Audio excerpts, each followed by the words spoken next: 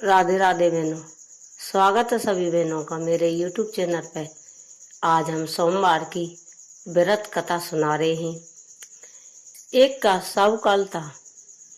वो साहुकाल रोजाना भगवान शिव की पूजा करता, माता पार्वती की शिव की पूजा करता। उसकी कोई संतान ना थी, सब बात का सुख था। तो भी बहुत साल बीत गए भगवान भोलेनाथ की पूजा करते करते। एक दिन माता पार्वती जी बोली, देखो स्वामी, ये सेठ आपकी पूजा बहुत दिन से कर रहा है और इसके भीतर कोई लोभ भाव नहीं है। इसको एक पुत्र दे दो। अब शिव जी बोले, पार्वती जी, इसके भाग में संतान सुख ही नहीं है। अब पार्वती जी तो हट पर आती हैं। ये त्यारो प्रिय भक्त है, बहुत दिन से सेवा पूजा कर रहा है। ऐसे आपको तुम वरदान नहीं देंगे तो आपकी सेवा पूजा कोई नहीं करेगा, कोई आप में ध्यान नहीं रखेगा। ये बहुत बड़ा भक्त है आपका। भोलेनाथ ने पार्वती से बोले, देखो प्रिय, इसको पुत्र देता हूँ, पर 12 साल के लिए देता हूँ। 12 साल पीछे इसका पुत्र मृत्यु को प्राप्त हो जाएगा। अब साहुकाल सेवा पूजा कर रहा था, ना कोई दुखी हुआ ना सुखी हुआ। सुन के नहीं घर को गया। घर को जाकर ना कोई बात अपनी पत्नी को कोई बताई नहीं। उसने सेवा करता रहा। 9 महीना एक पुत्र का जन्म हुआ।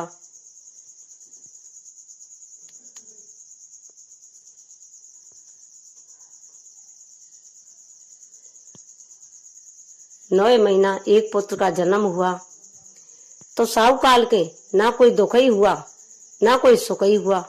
सुन के अब उसकी पत्नी बोली, स्वामी कछु दान पुण्य करो, कि आपने किया सोई मैंने किया। पुत्र का नामकरण भी हो गया। जब पुत्र पढ़ने लायक हुआ तो उसने अपना साला बुला के साले के संग काशी जी पढ़ने भेज दिया। जब काशी जी पढ़ने गया तो रास्ते में एक कुआं था, उस पर मामा भांजे दोनों रुके और दान पुण्य करते। रास्ता में भागवत करते हुए गए। उस शहर में एक साहूकार की लड़की की शादी थी। शादी में दूल्हा काना था। अब बर प्रसन्न थे बोले, जो बर के पिताजी वे बोले, आप अपने पुत्र को हमारे लिए दे दें तो इसके बदले में हम बहुत सारा धन देंगे। अब सुन के साहूकार का लड़का का मामा प्रसन्न हुआ और बोला, हाँ मैं अपने बेटे को दे दूंगा, मेरे बेटे को ले जाना। उसके मामा ने अपना भांजा दे दिया। जब भांजे ले गए, बर का सारा काम करवाया। जब फेरे पड़े तो उस लड़के ने, जो दुल्हन थी वो लड़की, उसके पल्लू पर लिख दिया, तेरी शादी तो मेरे साथ हुई है और तू उसके साथ जाएगी। वो बारात में दूल्हा काना है। तो फेरे पार कर मामा भांजे दोनों चले गए। जब लड़की जगी, सुबह जगकर उसने मुंह धोया। जब पल्लू से मुंह पोंछ रही थी, जब देखा पल्लू पर लिखा हुआ, वो अपने पिताजी से बोली, पिताजी मेरी शादी कर रहे हैं, कोई तमाशा कर रहे हैं। वो बोला, क्यों बेटी, मैंने इतने धन इतना पैसा लगाया है।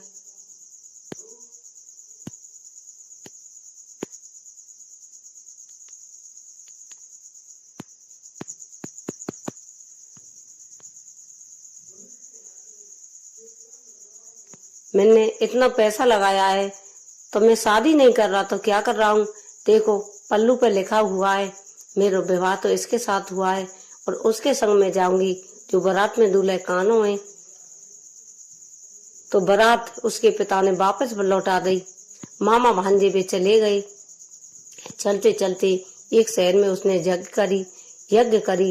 यज्ञ जो तक पूरी नहीं हुई, भांजा बोला, जेमा पी चल रही थी, मामा जी मेरे सिर में दर्द है। अब मामा बोला, मामा इस बात की पता नहीं थी, जाकर अंदर सो जा। इतनी देर में उसके प्राण पखेरु उड़ गए। अब मामा ने जाकर देखा, उसका शरीर मृत्यु पड़ा हुआ है। अब मामा बोला, रोना पीटना चालू कर दूं तो जग का काम अधूरा रह जाएगा, इसलिए जग का काम पूरा कर दूं। पूरा काम करके रोने पीटने की आवाज सुनी और मामा रोने पीटने लगा। महादेव पार्वती जी ऊपर रह के जा रहे थे। अब वे बोले, पार्वती जी बोली, महादेव जी देखो, कहीं रोने की आवाज आ रही है कि पार्वती जी सहजमुख की दुनिया है, कोई रोता है कोई हंसता है। नहीं स्वामी, जाकर देखो। अब पार्वती जी महादेव जी से हट पड़ गई। जाकर देखा तो वही लड़का था जो महादेव जी से वरदान से पैदा हुआ। वो बोली, स्वामी ये तो आपके वरदान से पैदा हुआ है, देखो इसके माँ बाप रो रो कर मर जाएंगे, वो छत पे बैठे हुए। आज 12 साल पूरी हो गई। महादेव जी ने उसको वरदान दिया, वरदान से पैदा हुआ। लड़की की उम्र ज्यादा थी। अब पार्वती जी बोली, लड़की की उम्र ज्यादा है, इसकी शादी भी हो गई है। लड़की की उम्र आधी लड़का को दे दी। लड़का राम राम कहकर बैठे हो गए। माँ से दोनों मामा भांजे वापस चल दिए। फिर उसी कुएं पे रुके। जब कुएं पे रुके तो पानी बारी ने पहचान लिया कि तो वही सेठ का दामाद है। घर जाकर कही उसका ससुर आया, आकर ले गया अपनी लड़की खुशी खुशी से उसके साथ विदा कर दी। बहुत सारी धन दौलत दी, हाथी घोड़ा दिए। जब लौटकर अपने घर आए, मामा ने खबर भेज दी, तेरा बेटा बहू लेकर आया है। जैसे सेठ से बोल देना। और सेठ और सेठानी छत पे बैठे हुए थे। मेरा बेटा कुशल पूर्वक घर आ जाएगा तो मैं नीचे उतर जाऊंगी, नहीं छत पे ते गिर के हम दोनों प्राण गंवा देंगे। रो रो के अंधे हो गए थे। उन्हें विश्वास नहीं हुआ। जब घर पहुंच गए तो देखा मेरी बहू और बेटा आ गए। अब्बू बोली, मेरे नेत्र जब ही खुलेंगे, मेरे आंखन में थे और मेरे बेटे की आंखन में जाके दूध की धाल पड़े तो दूध की धाल पड़ी माँ के आंचल में थे और माँ के भी नेत्र खुल गए। भोले बाबा ने ऐसा वरदान दिया, हे भोले बाबा, जैसे साव काल को दिया ऐसे सबको देना। जो तेरी पूजा याचना करे, सोमवार की कथा सभी बहन सुनना और सबको सुननी चाहिए। भोले बाबा सबकी मनोकामना पूरी करते हैं। जय भोले बाबा की जय हो, और माता पार्वती की।